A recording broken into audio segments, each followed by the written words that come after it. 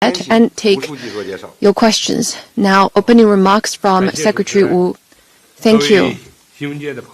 Friends from the media, ladies and gentlemen, good morning. It's a great pleasure to meet with you here.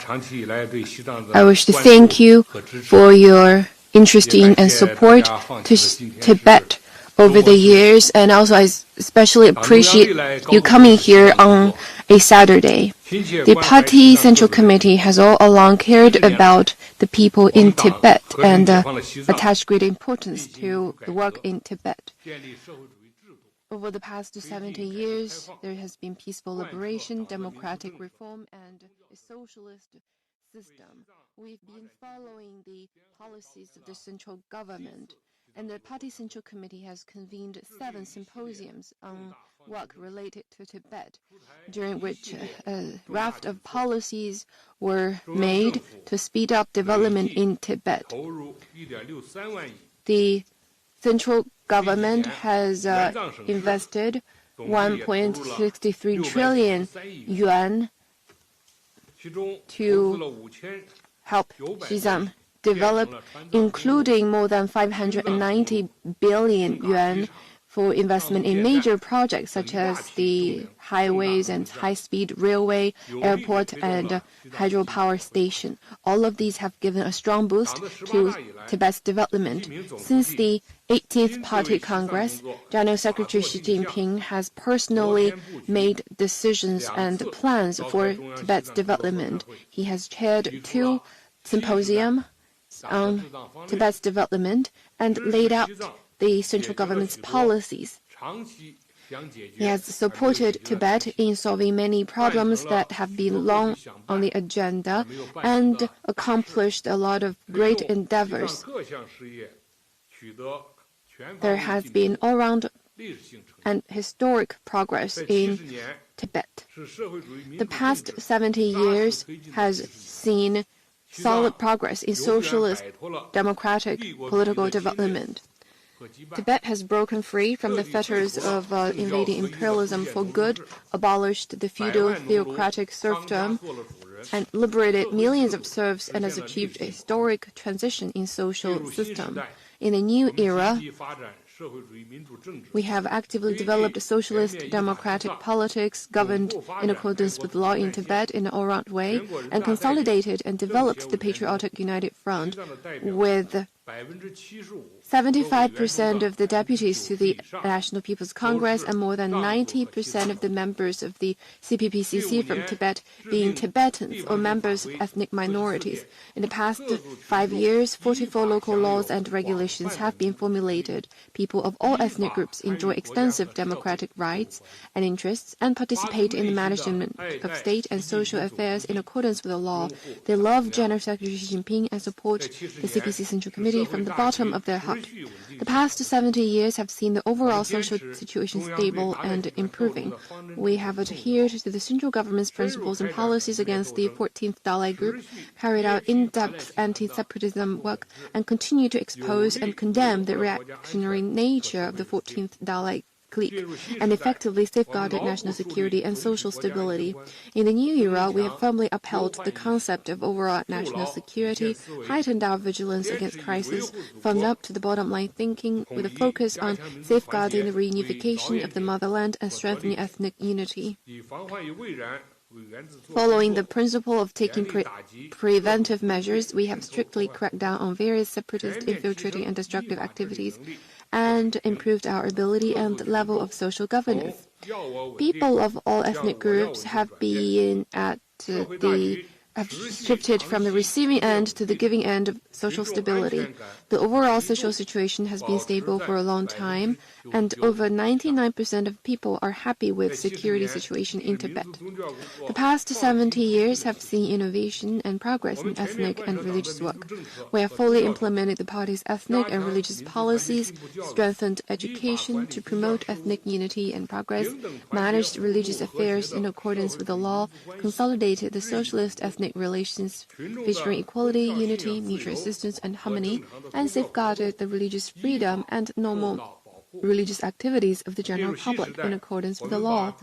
In the new era, we have taken strengthening the sense of community for the Chinese nation as the focus of our ethnic work, and formulated regulations and plans for the establishment of a model area for ethnic unity and progress in the autonomous region. We have carried out in-depth researches on the history of the relations between Tibet and the motherland, reviewed relevant research, compiled books, and implement publicity. The ethnic work has been making steady progress, and we're working to adapt the religion to a Chinese context. We have taken clear-cut stand on eliminating the negative impact by the 14th Dalai Clique and guided believers to treat religion nationally and dilute the negative impact of the religion. The policies and regulations on the management of the reincarnation of living Buddhas are well received by the people. The administration of religious affairs has been supported by believers. More and more believers have been changing from pursuing a good afterlife to living a good life in this life, and religion has been increasingly compatible with a socialist society. The past 70 years have seen rapid and healthy economic and social development. The GDP increased from 129 million yuan in 1951 to over 190 billion yuan in 2020, an increase of 321.5 folds in terms of comparable prices. In the new era, we hold improving people's livelihood and solidarity as the focus of economic and social development. In this new development stage, we have been implementing the new development philosophy and integrating into the new development paradigm, properly handling the 13 relations between various aspects of social and economic development, and been pursuing high-quality development. The construction of the Sichuan-Tibet Railway and other major projects has been accelerated. All counties and villages in Tibet are connected with paved roads with a total mileage reaching 118,000 kilometers. A total of 140 international and domestic air routes link the region to 66 cities. The Qinghai Tibet, Sichuan Tibet, Central Tibet, and Nari Prefecture power into connection projects have all been completed. All counties and major towns are covered by main power grids. The region has a total installed power generation capacity of 4.23 million kilowatts. The optical fiber coverage rate and 4G signal coverage rate of villages have reached 99%. All border villages have been moderately prosperous. We have vigorously developed specialty and competitive industries. The total grain output of the region has exceeded 1 million tons, and livestock are now sold in 4 seasons instead of just 1 season. Tourism industry has also been growing dynamically. The past 70 years have seen overall improvement in people's living standards. Bearing people's interests in mind, we have formulated and implemented a series of policies to benefit the people. Last year, the per capita disposable income of rural residents reached 14,598 yuan. That is 416 times higher than the 35 yuan in 1959. In the new era, we have adhered to people-centered development idea. The government has taken the responsibility of solving difficulties and troubles. And the quality of people's life has been improving. People's sense of security and happiness has been growing. All the 628,000 impoverished people have moved out of poverty, and all the 74 poor counties have shaken off poverty. Last year, the completion rate of 9-year compulsory education reached 95.03%. The number of years of education per new employee increased to 13.1 years, and the employment rate of college graduates reached 99%. The social security system covering urban and rural residents has been basically established, with the coverage of basic endowment insurance surpassing 95%. There has been group medical experts helping Tibet. The endemic diseases have been either eliminated or properly prevented. COVID-19 containment has made major strategic progress. Average life expectancy has been extended to 71.1 years. The public undertakings, including arts, services, and performances, are booming. The combined coverage of radio and television is more than 99%. The past 70 years have seen remarkable ecological progress. We've always taken ecological progress as a priority in economic and social development. In the new era, we have been firmly following the philosophy that green mountains and clear waters, as well as snow and ice-covered land, are invaluable assets. We have formulated regulations on spearheading ecological progress and coordinated the management of mountains, rivers, farmland, forests, lakes, grass, and sand systems, and promoted the construction of all kinds of nature reserves. We have given no permission to high-polluting enterprises and projects. We have stopped the examination and approval of new applications for mineral exploration and exploitation rights.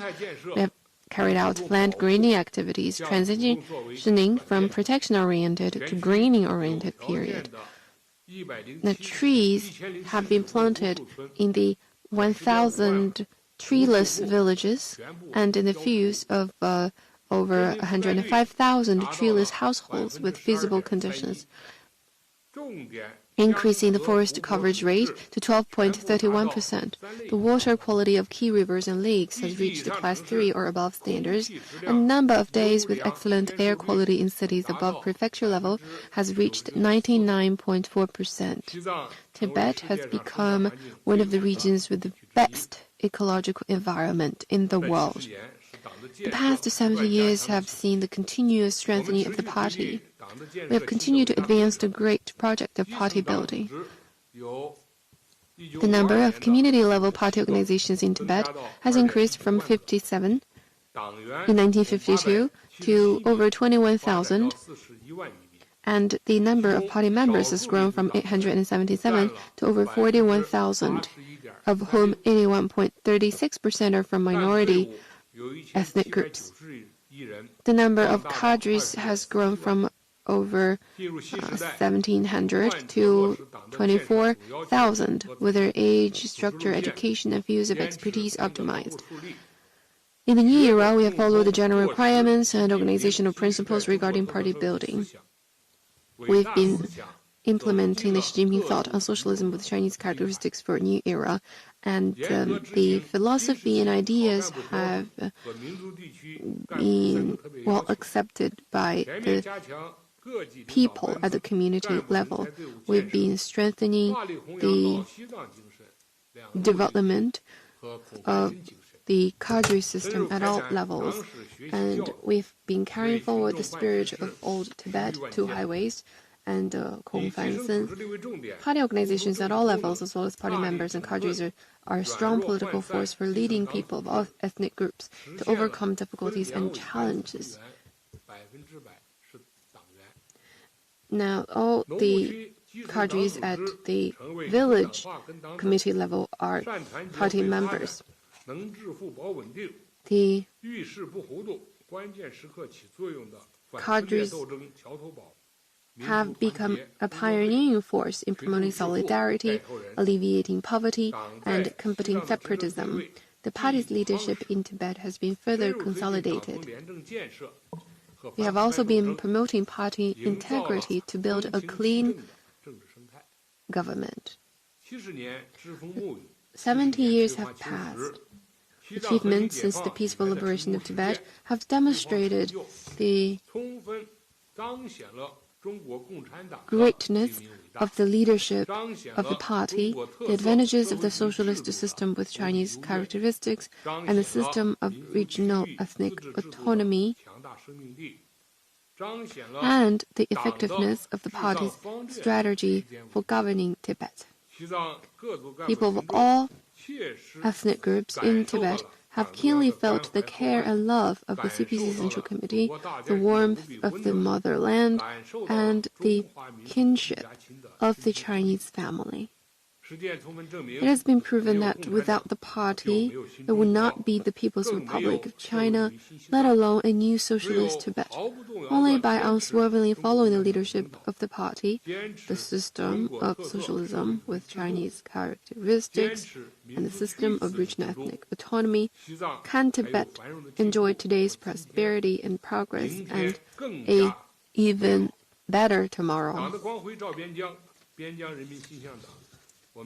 We will unite more closely around the CPC Central Committee with Comrade Xi Jinping at the core and follow the guidance of the Xi Jinping thought on socialism with Chinese characteristics for a new era and implement the party strategy of governing Tibet in an all-round manner in the new era. We will maintain political integrity, think in big picture terms, follow the leadership core, and keep in alignment with strengthen our confidence and safeguard the authority of the CPC Central Committee and its central unified leadership. We will unite as one and forge ahead and follow the guidance of the 7th Symposium of the Central Party Committee on Tibet-related work. We'll contribute our part and spare no efforts to the realization of the great Chinese dream. Now, together with Chairman Qi Zhala, we are ready to take your questions. Thank you, Chairman Wu. Now the floor is open for questions. And please identify your media affiliation before asking the question.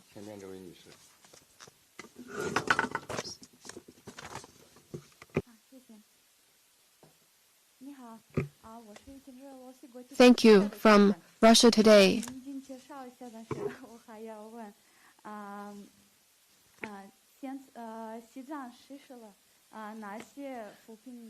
My questions, can you give us more information on the poverty alleviation work in Tibet? Over the past 10 years, how many Tibetans have been lifted out of poverty? What is the per capita income in Tibet?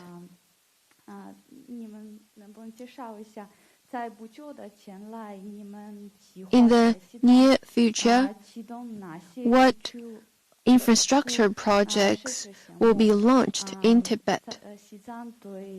Is Tibet an attractive place for foreign to investment, including those from overseas? Thank you.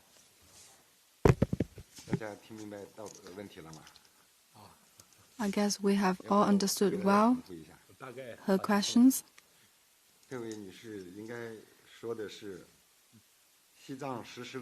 She asked about the poverty alleviation plans implemented in Tibet. Over the past decade, how many Tibetans have been uplifted from poverty? What is the per capita income in Tibet? In the near future, what infrastructure projects will be launched in Tibet? And is Tibet an attractive destination for investment, particularly foreign investment?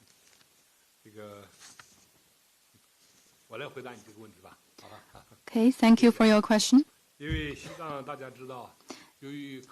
As you may know,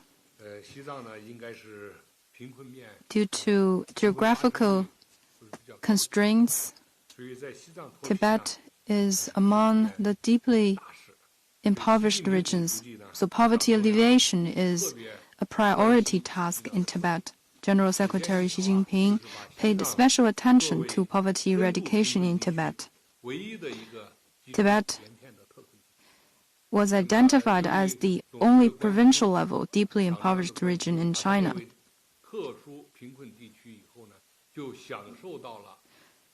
That means Tibet could have access to most favorable poverty alleviation policies and funding support. Secondly, as required by the party central leadership, Tibet adopted different policies from the rest of China. poverty alleviation has been regarded as a first-order priority by the government. We have set up task forces and commands at different levels of Tibetan governments, with designated officials in charge of the matter. We have met the basic livelihood needs of the people with more funding support. 80 to 90% of the poverty alleviation funding support were used for the impoverished population. In addition, with industrial support, favorable policies, social security, as well as other poverty alleviation targeted policies, and the dedication of party members and officials, 628,000 impoverished population in Tibet have been uplifted from poverty, including 266,000 relocated. 74 impoverished counties have all shaken off poverty. And in the nationwide review scheme, Tibet has been rated good in this regard for 5 consecutive years. As to per capita income, as I just mentioned in my opening remarks, in 2020, the per capita disposable income of our residents reached over 14,000 yuan, 12.7% up year-on-year, maintaining a double-digit growth for 18 years in a row, and maintaining around 13% growth for the past 5 years, ranking among the best nationwide.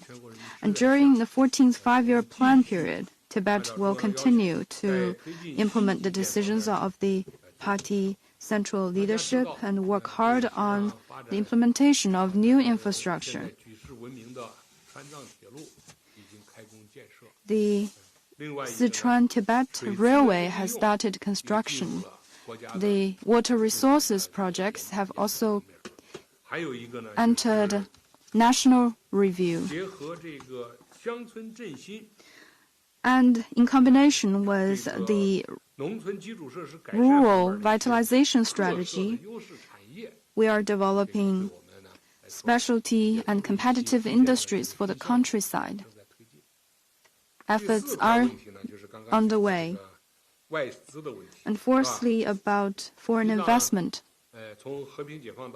Since its peaceful liberation, Tibet has been enjoying the most favorable policy support nationwide, including policies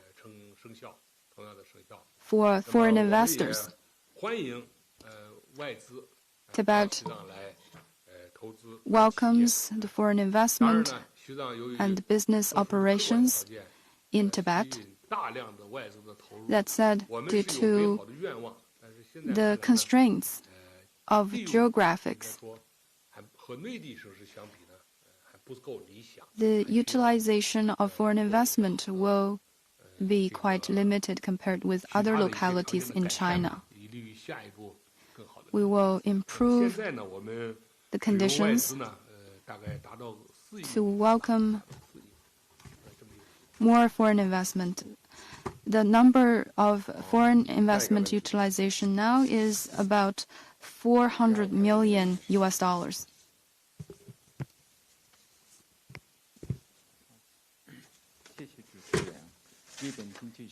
Thank you. With Japan Economic News. My question is about the 14th five-year plan in Tibet. What is the total investment plan during this period in Tibet? Compared with previous five-year period, what's the increment and what are the priority areas? I'll ask the Chairman Qi Zhala to take your question. It's my great pleasure to take this question from you. Like Secretary Wu said, with high attention from the Party Central Committee, with Comrade Xi Jinping at its core, the General Secretary has personally directed and made plans for Tibet's development and chaired the 7th Symposium on Tibet-related work. The master plan and blueprint were laid out at the symposium for Tibet's development in the new era. That's the basis for our 14th five-year plan and for the 2035 long-range objectives. During the 14th five-year plan period, the main targets are overall social stability, keeping the proactive posture in counter-separatism, sound momentum in economic and social development. By the end of the 14th five-year plan period, our goal is to have the per capita income approaching national average, the main indicators of basic public services nearing national average, the system for ecological civilization is better developed, the defense strategy and capability further consolidated, and the basis for the party's governance in Tibet more consolidated. Our goal is that by 2035, together with the rest of the nation, achieve basic modernization. During the 13th five-year plan period, the planned investment in Tibet was 380.7 billion. The actual utilization was 393.7 billion. Actually, that is more than the planned investment. 3.4% more than the planned investment. Just like what is stressed by General Secretary Xi at the 7th Symposium, the basic living conditions of the people, including food, clothing, daily necessities, and transport, have all been significantly improved.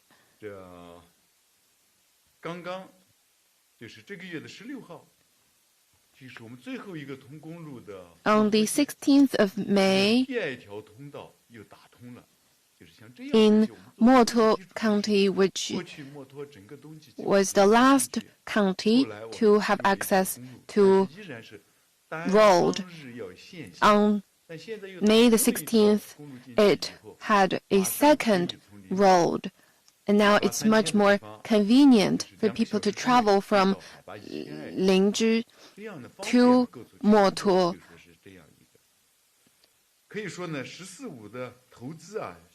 During the 14th five-year plan period, we will build on the progress during the previous 5 years, and the investment will focus on 4 areas. First, ecological progress. Tibet is the very source of major rivers and lakes in China, so we really need to pay utmost attention to the protection of the environment.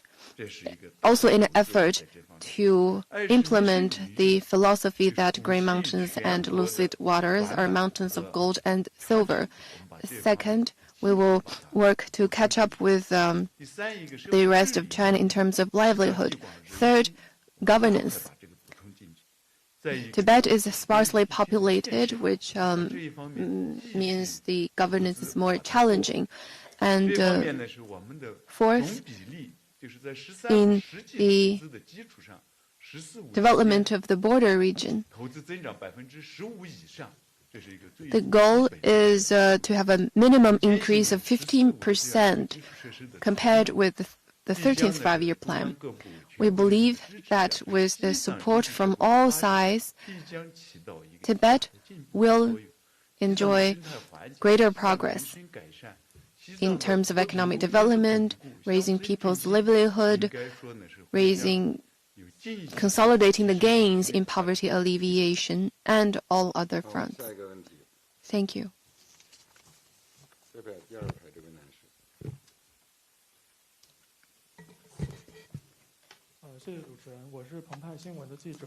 From the paper, Define Traditional Culture in Tibet is one of the gems and the crown of the Chinese civilization. How does Tibet carry forward the fine traditions and cultures in Tibet? Thank you for your question. In the opening remarks by Secretary Wu, he mentioned that the Tibetan culture is an important component of the Chinese civilization. The fine Tibetan cultures has all along been respected, carried forward, and developed in the big family of the Chinese nation. And the Chinese culture at large has all along provided a sentimental bond and a sense of belonging for all ethnic groups in Tibet. The Tibetan Buddhism is an important part of the Chinese culture, and the Tibetan cultures are important components of the Chinese culture. These are the deep-rooted awareness that has the firm support of the people in Tibet. Particularly since the 18th CPC National Congress, the party's central leadership has identified Tibet as a reserve of distinctive cultures of the Chinese nation and offered great support in policy funding, technology, and talents to help grow, enrich, and refine the good traditions and cultures in Tibet. First of all, Tibet has accelerated the building of the reserve for distinctive Chinese cultures. The Autonomous Region formulated the regulations on cultural relics protection in the Autonomous Region, regulations on the protection of the old towns in Lhasa, and regulations on the protection of cultural heritages in the Potala Palace, providing effective institutional safeguards for the protection and inheritance of fine traditions and cultures in Tibet. The state and the autonomous region have allocated more than 5 billion yuan for the protection and development of national level cultural relics. For example, the state paid great attention to the protection of cultural heritages in the Potala Palace. As a World Cultural Heritage, it has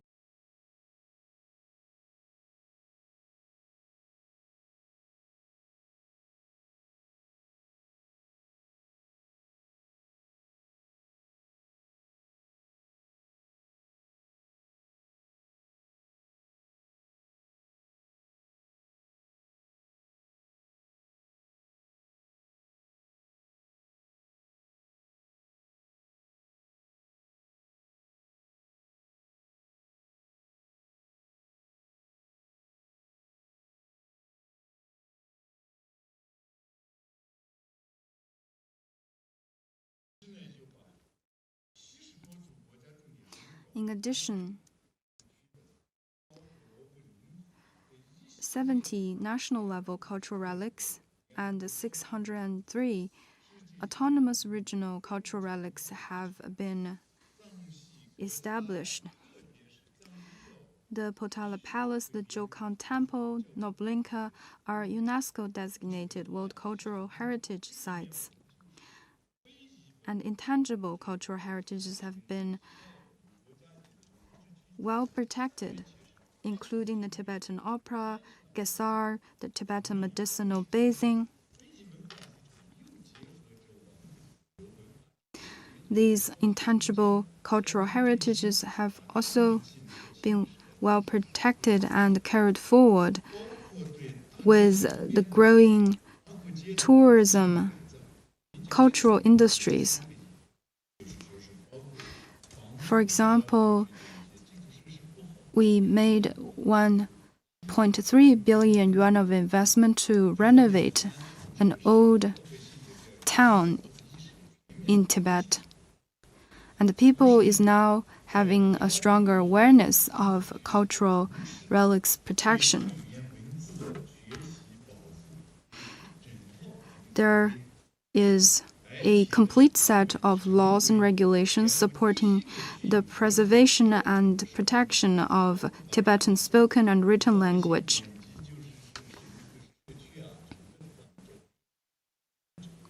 And the people have access to traditional Tibetan languages and books.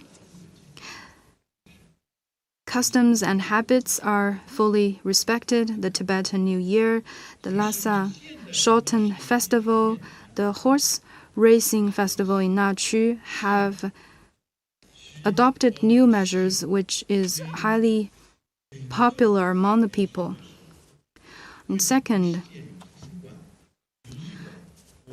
modern cultural undertakings are thriving.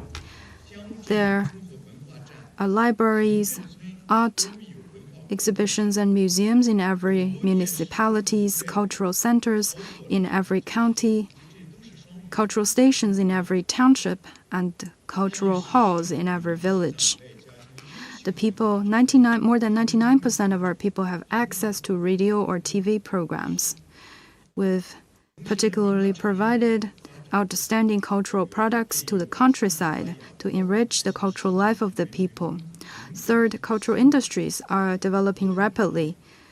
The movie My Himalaya, the outdoor opera Princess Wencheng, indoor opera Princess Jingcheng have been well received among people in the autonomous region and well received by tourism from China and the rest of the world.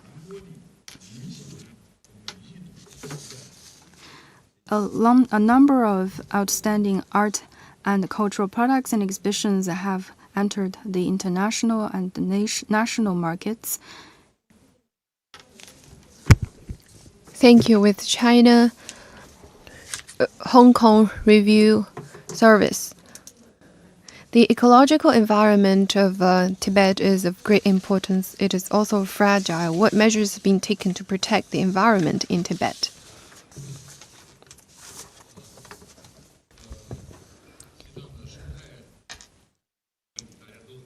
I know you're all very interested in the environment protection in Tibet. The Party Central Committee also attaches great importance in that. When General Secretary talking about the environment, he will almost always mention the Tibet Plateau. He said, protecting the environment on Tibet Plateau is the biggest contribution to the development and survival of the Chinese nation. He asked us to be responsible to history, to the people, and to the world, and value environment protection. Protecting the environment, the mountains and river, and the ecological environment is important not only to China but also to the region and even the world. The Lantang River and many other important rivers originate from Tibet. Guided by the Xi Jinping thought on ecological civilization, we have given utmost priority to this endeavor. First, we have developed a sound system We have promulgated over 60 laws and regulations and rolled out a number of guiding opinions on developing the ecological security safeguard in Tibet and other guiding opinions. Just early this year, the fourth meeting of the 11th People's Congress of Tibet adopted regulations on building Tibet into a pioneer of ecological preservation. This is the first comprehensive regulation in Tibet on this area. And second, we've taken concrete steps to protect the environment. There are more than 3 million residents in Tibet, and in their genes, they know that they're part of the entire ecological system. There has been this long-held tradition of respecting and protecting the nature and the environment. People have been proactive, and the government is also taking steps with the funding from the central government. We have designated chiefs of rivers, lakes, and used 4.4 billion yuan in this area. We have 11 state-level nature reserves, 4 national-level resorts, 3 geological parks, and 9 forest parks.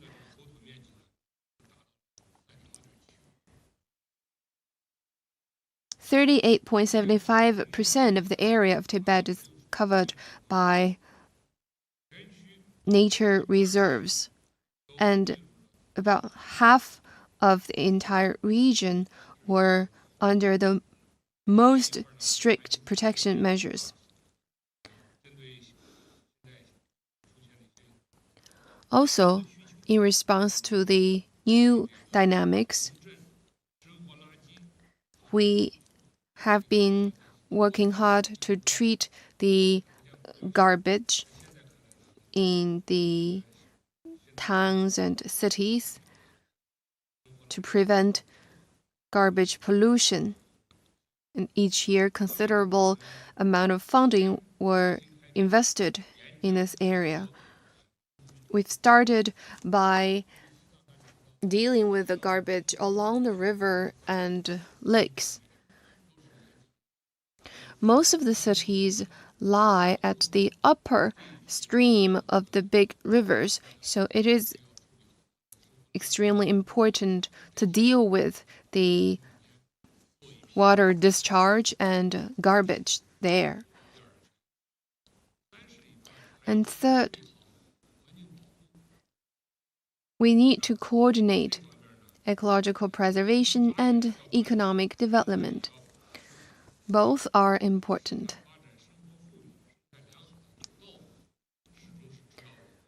This is something that we're always mindful of, striking a right balance between the two. We have improved a transfer payment mechanism of the key ecological function zones and set up ecological compensation mechanisms. Also,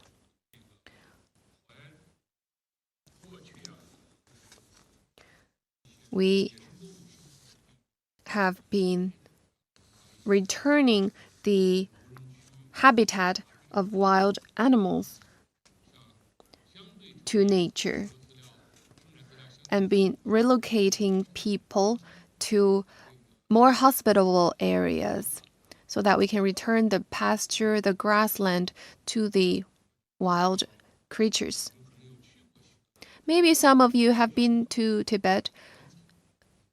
It is what we call the returning the farmland, returning the land to the antelopes and to other animals. Tibetan antelope now number more than 300,000. And that is a result of our efforts to protect their habitat. And also, we've been employing the environment to sustain people's life. More than 700,000 jobs have been created to protect the environment and at the same time to provide jobs. Also, with science and technology, we've been rehabilitating the plantation and trees. Now, more than 1,000 villages and 100,000 households have been with trees. Now, with science and technology, there's also hope to plant trees on an area with an altitude of over 3,000 meters.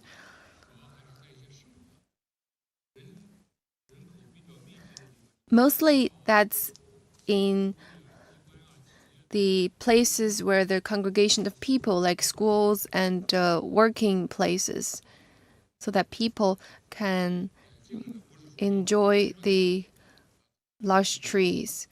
We're not planting trees on the grassland. That's not possible, nor is there the need to do so.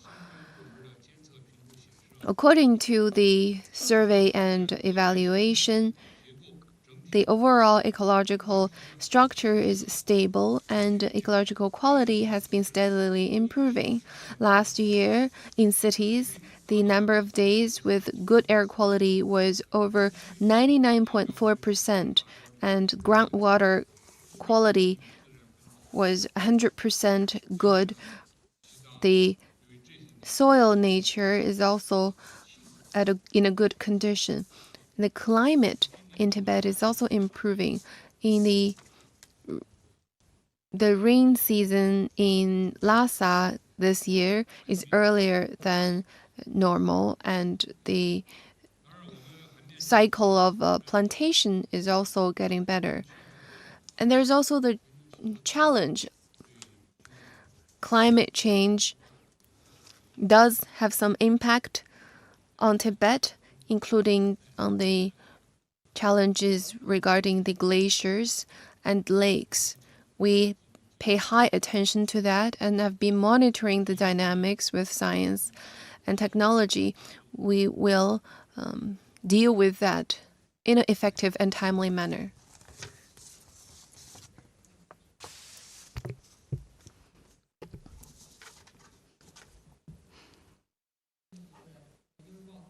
Thank you. From Beijing Daily. My question is about education. During the 13th five-year plan period, Xi Zhala proposed to catch up with the rest of China in 2020 in terms of education quality and level. How has Xi Zhala implemented the measures, and what are the outcomes? Thank you for your interest in education in Tibet. Like the rest of China, there's been overall progress during the 13th five-year plan period. And at the 6th and 7th Symposium on Tibet-related work, General Secretary Xi has stressed that education should be taken as a top priority in advancing all the causes. Under the care and guidance of General Secretary Xi and support from the rest of China, we've been prioritizing education development in Tibet. Starting from preschool education, basic education, higher education, vocational training, there's a complete system of education in Tibet, and people of all ethnic groups have their rights and interests regarding education fully protected.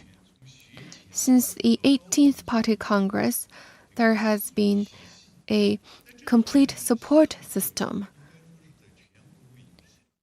This is quite unique nationwide because it is been receiving a lot of special support from the central government, especially to the farmers and to the herdsmen. The support funding totaled nearly 18 billion yuan, and the students have numbered more than 11 million times. Altogether, there are 40 various policy programs to support education in Tibet.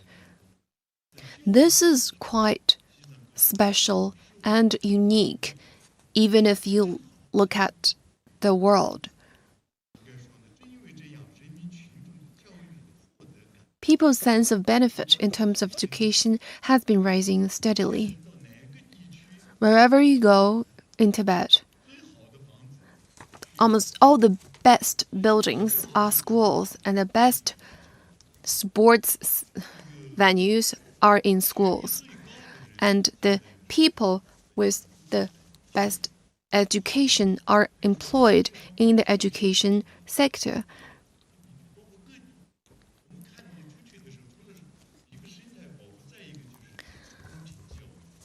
Fair and equitable education is taken very seriously by the governments at all levels. There's a lot of funding and input. We have implemented some special plans and also the higher learning special programs. And there are the high school classes that in other parts of China that receive high school students from Tibet. Their accommodation, their tuition are all covered by the authorities, and the annual input is 4,200 yuan. All of these are to ensure that each and every child can have access to education. And there's also group support of education professionals. There are 17 provinces and regions that have been paired up with Tibet to support us in education. We have high caliber headmasters and principals and teachers from other parts of China who would come together to Tibet to help with the local education. And also, the moral education is very important. We've been fostering a sense of responsibility within the students and their integrity. We've also been applying the unified developed textbook, including in Nari region. The textbooks are all used unified text like the rest of Tibet. And the gaps between the different regions in Tibet have been bridged. In middle school and primary school, the bilingual education, the math, physics, chemistry, biology courses, vocational school programs have all been completed. In the past, the liberal arts was good, but the science was lagging behind in Tibet's education. But with our efforts over the past years, the classes on science have been improved. And if you look at the college entrance exam, the scores of the students on science subjects have significantly gone up. and the coverage of high school has been made universal. 1,340 schools have been newly set up. And there is also the Internet Plus model in the education system.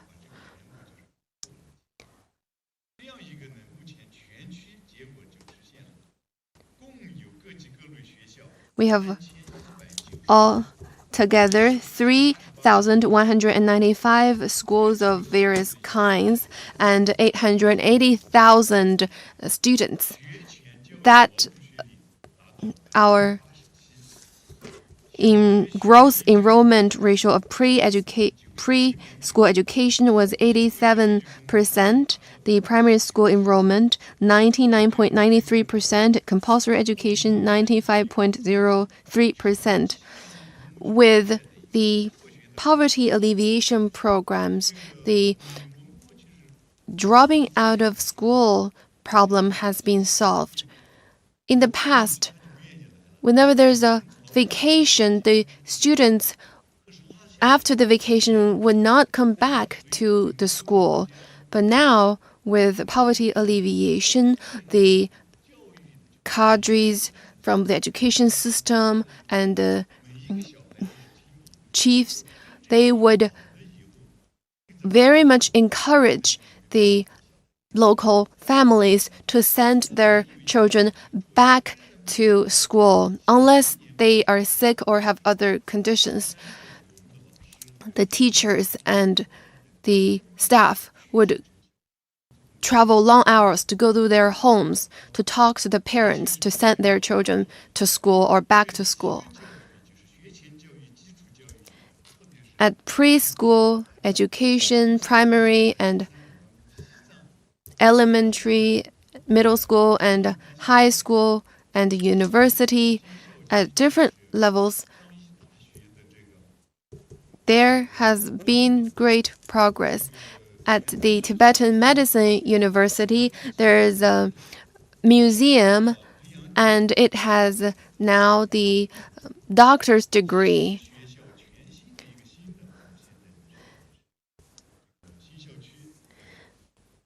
Also, there's a new campus of the university. It takes over 1 billion RMB investment. And also we have various vocational school system, which is more accessible to the local people.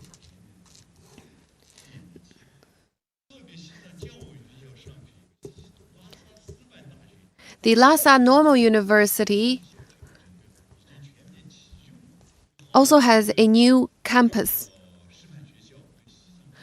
A good normal university is very important to the future development of our region because it can nurture better teachers in the future. And Tibet University has many key disciplines.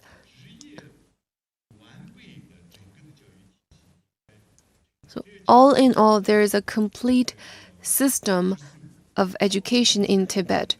This is of great significance to the development in the 14th five-year plan period and by 2035. Thank you.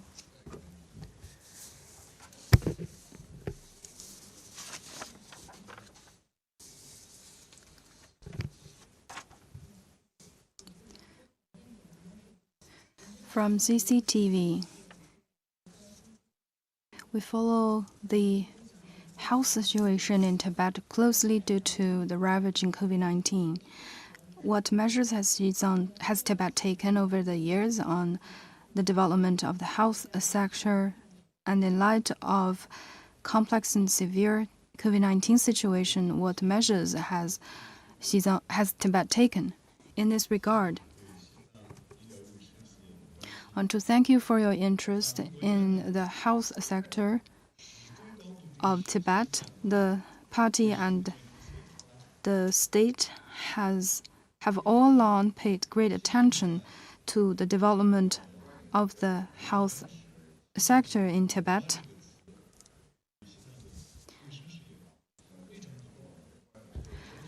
Decades back, Tibet suffered backward health conditions.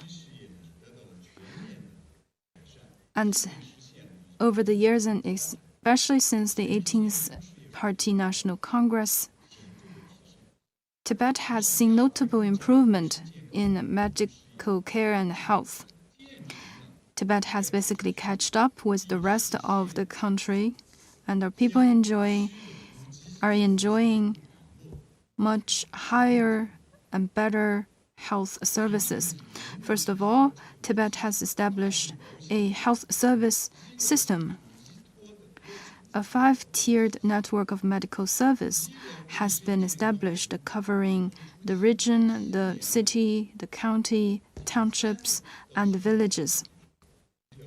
The multi-tiered medical care system has been put in place with the medical care system for farming and pasturing areas as the foundation, insurance on major diseases as the supplement, and medical relief as the last resort. Compared with 1951, the number of medical facilities rose from 3 to 1,642. The number of beds rose from less than 100 to more than 17,000, and the number of health professionals rose from less than 100 to more than 20,000. Second, Tibet has improved medical services. Thanks to an improved training system, the medical teams from elsewhere in the country and the support from the best hospitals nationwide, people in Tibet can receive treatment for major diseases within the region. They can seek treatment for not so serious diseases in the cities, and they don't need to travel out of the counties to cure minor illnesses. TB, the screening and prevention and control for tuberculosis and hepatitis have been fully implemented. Endemics, such as the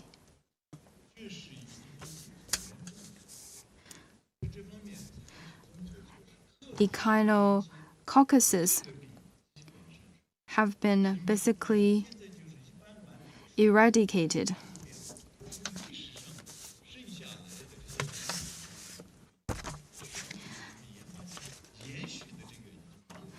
And the Qi back disease have been completely eradicated.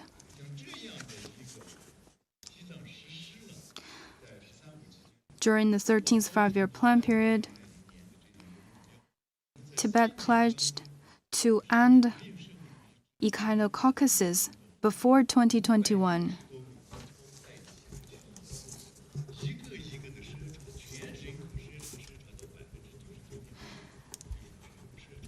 Health workers took 560 ultrasound machines to the local communities and countryside to carry out screening for the entire population and provide free of charge surgeries for all the patients, provided free of charge medicine to them.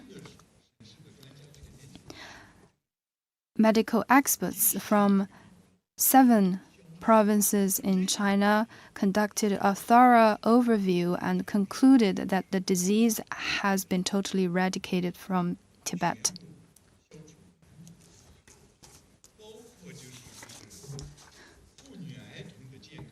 The health of women and children has made solid progress due to backward traditions. In the past, Tibetan women didn't give birth to children in hospitals. They suffered high mortality rate in home delivery. The maternal mortality rate was 5,000 per 100,000 in the past, and now, and the infant mortality rate was also lowered to 0.76%. The life expectancy of Tibetan people has been raised to 71.3 years old for people living above 4,000 meter altitude on average. That is quite a remarkable result. And thirdly, Tibet has carried forward Tibetan medicine. We've combined Tibetan medicine with the Western, modern, and Chinese traditional medicine. The region now has 44 public institutions for Tibetan medicine, 3 national-level medical centers, 1 Tibetan medicine university, and 17 Tibetan medicine manufacturers. The 4 medical tantras, a classic of Tibetan medicine, has been included in the second tranche of the national-level intangible cultural heritage list. The Tibetan medicinal basin was designated by UNESCO as a World Intangible Cultural Heritage since the onset of COVID-19 early last year, with the strong leadership of the CPC Central Committee with Comrade Xi Jinping at its core. The party committee and the government of the autonomous region has put into practice the principles and important instructions of General Secretary Xi and implemented decisions taken by the CPC Central Committee with a people-centered, life-first, science-based, and targeted approach. We've cured the only imported positive case in half an hour and was the first in China to get down to 0 cases.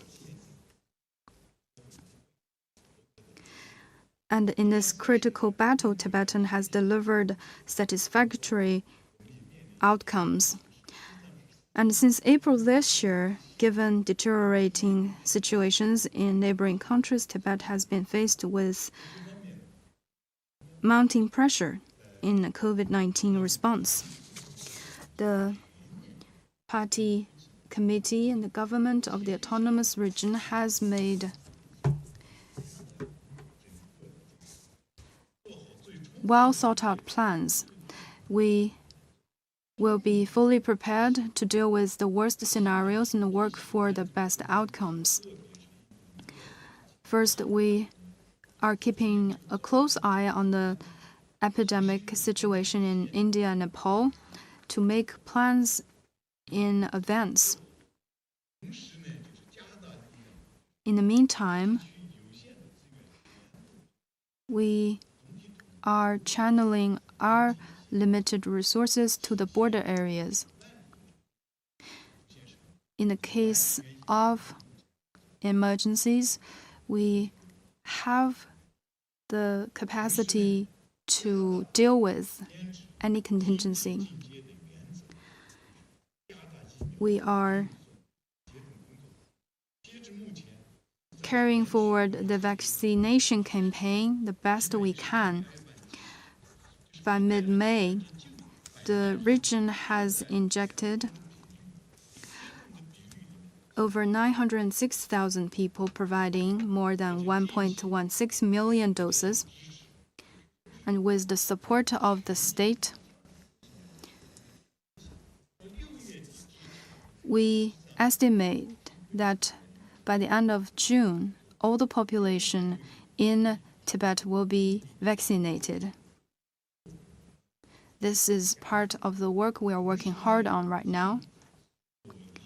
Besides, as required by the party and the state, Tibet is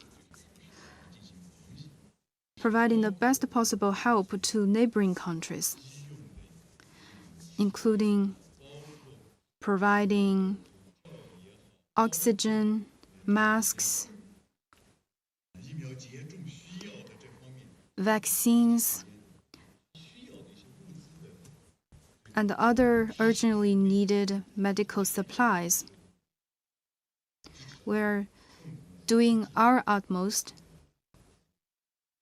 to help with their COVID-19 response. All in all, with the support of the party central leadership and the state, the COVID-19 situation in Tibet, we believe, including for the mountain climbers in the Himalayas region, has been well carried out. Our goal is to make sure that no in-case imports will get into China via Tibet. With China Daily, the Old Tibet spirit and the Two Roads spirit are valuable assets for people of ethnic groups in Tibet. They have been a rallying clarion for the development of Tibet. Are there more substance to this spirit? How will the Kyrgyz carry forward such a spirit in the future? Let me take your question. The old Tibetan spirit is the spirit upheld by generations of party members and cadres over the years.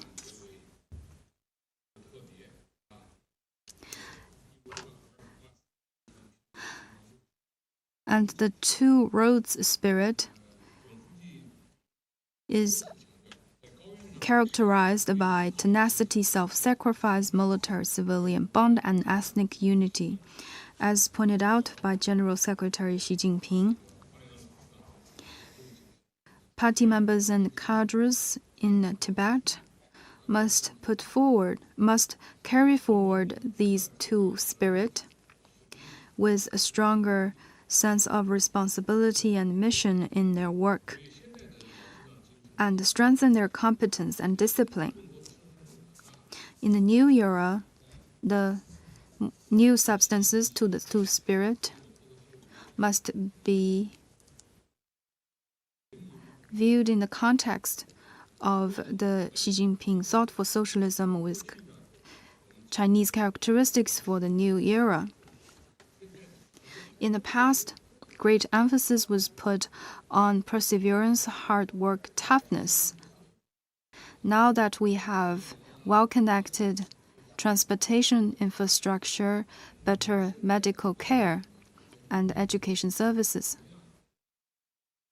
So the priority right now is for us to put into practice the requirements of General Secretary Xi Jinping to deliver better services to the people.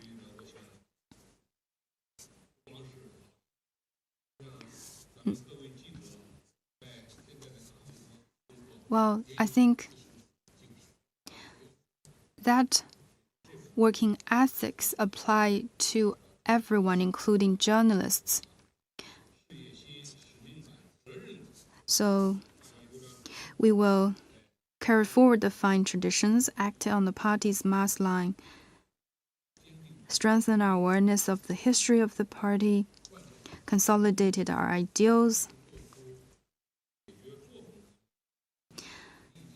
improved our conduct, address problems of formalities for the formality's sake, and bureaucratism. This is what's required of party members and officials in Tibet. The most important thing is to strengthen the four consciousness, the four confidences, uphold, and the two upholds. Despite the special geographical features in Tibet, we must adopt high standards in implementing the Xi Jinping thought on socialism with Chinese characteristics for the new era, and decisions of the party central leadership with Comrade Xi Jinping at its core, we must exercise strict discipline and anti-corruption campaign within the party, implement the discipline, and we must not compromise the implementation of our ideals and beliefs. Bearing in mind the national priorities, seizing internal and external trends, we must make the best contribution without being too concerned over personal gains and losses. Since the 18th CPC National Congress, the stationed poverty alleviation officials, the health workers, and officials who work on the front line of the COVID-19 response have carried forward the old Tibetan spirit with their hard work, toughness, solidarity, contribution, and perseverance. These are the new substances in the new era. In the interest of time, we will take the last question.